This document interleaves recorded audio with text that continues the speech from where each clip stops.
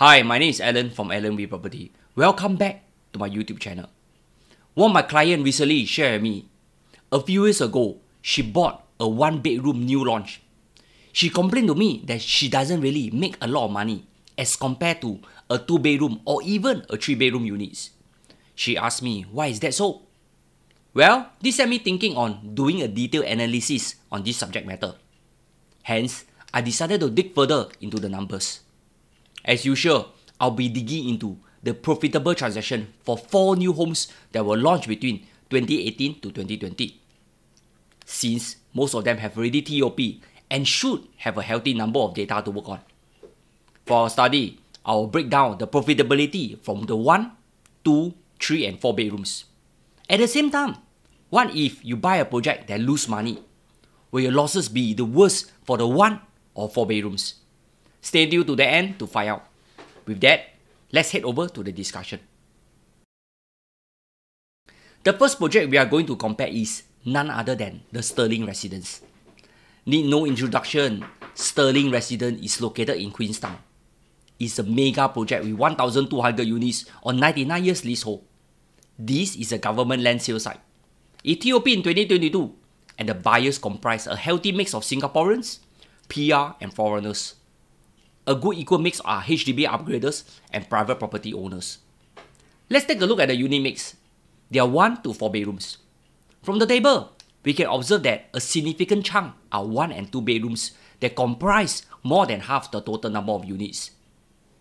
By the way, this Sterling past performance to date. Or what? You can say it is because of COVID-19. You can say it was launched at the right time and at the right place. Sorry ho, it was not cheap when it was initial launch.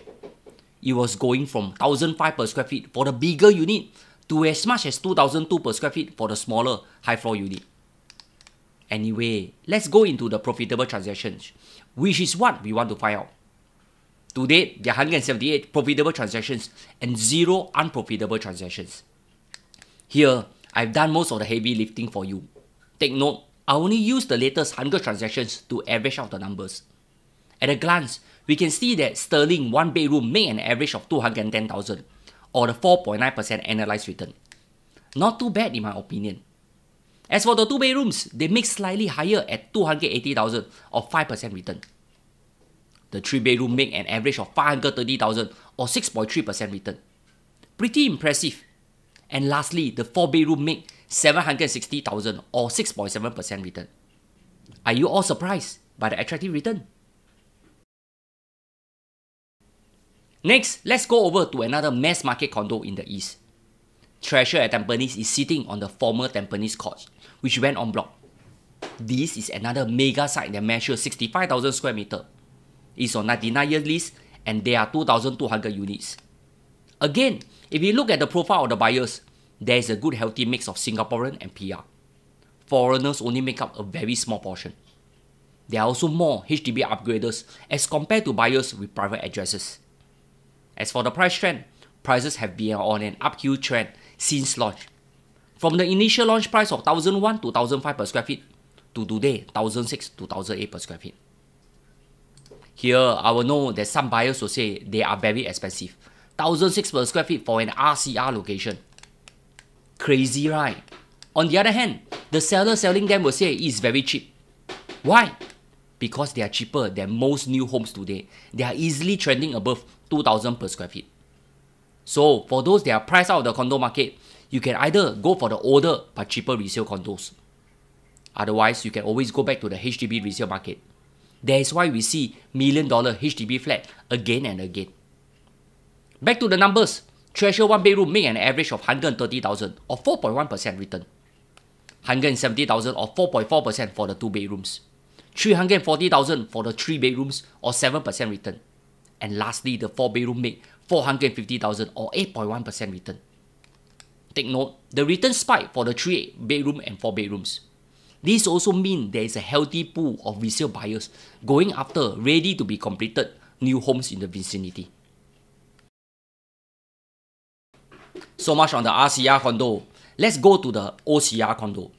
This is a GLS site located next to 6th Avenue MRT station along Bukit Timah Road. It's located in Prime District 10. There are 476 units and TOP in 2022. From the data, we can see a higher proportion of private owners compared to HDB owners.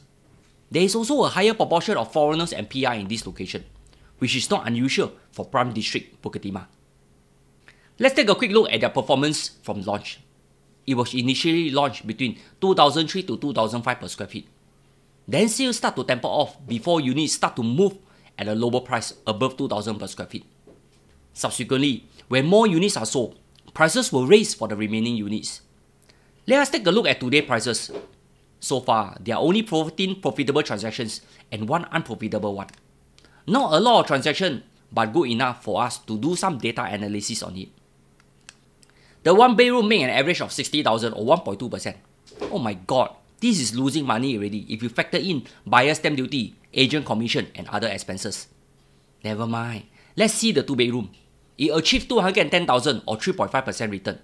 Okay lah, still decent. As for the 3 bedroom and 4 bedrooms, there is only 1 transaction each. Hence, the number may not be very accurate. Anyway, they are making a decent profit of 410,000 to 320,000 respectively. Here, so much of the RCR and OCR area. Let's go into my favorite area, the Core Central Region or CCR. Let's study another mega project in downtown Singapore. Marina One Residence is a very interesting project.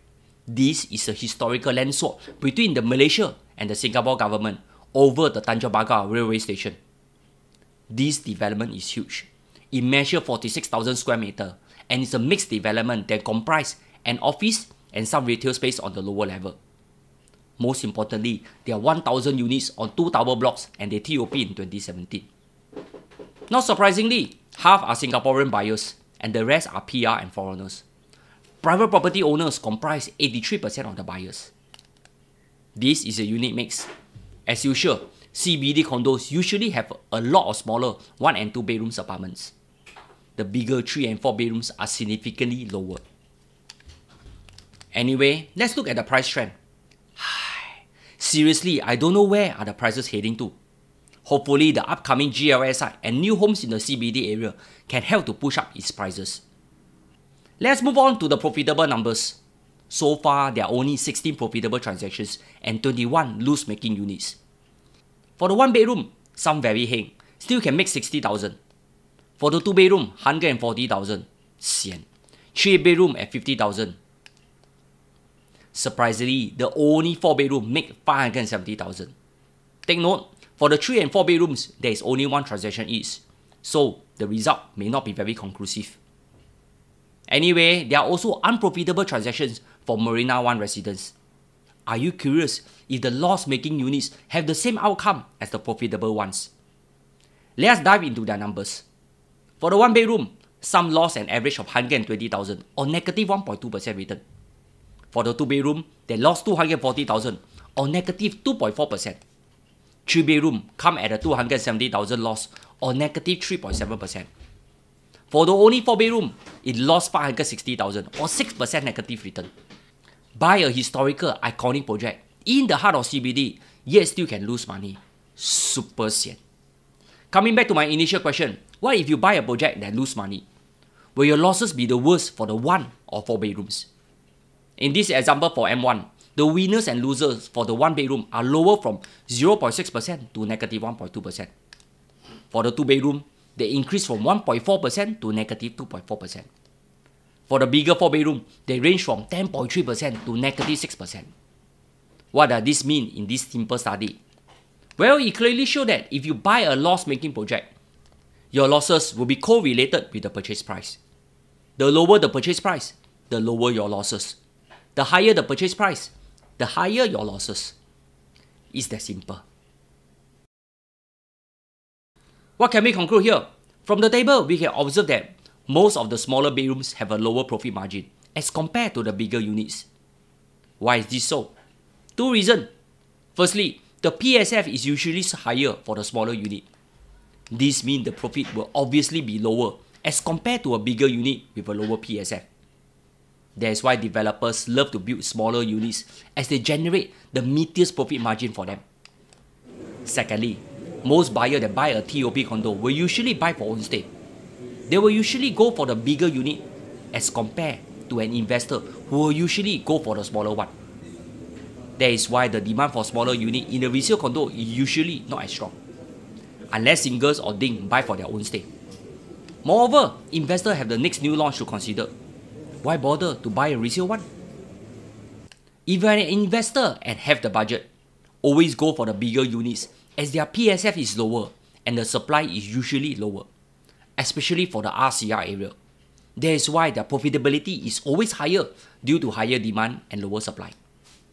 Last year, I still recall I sold the Santorini, a 4-bedroom condo in Tampines.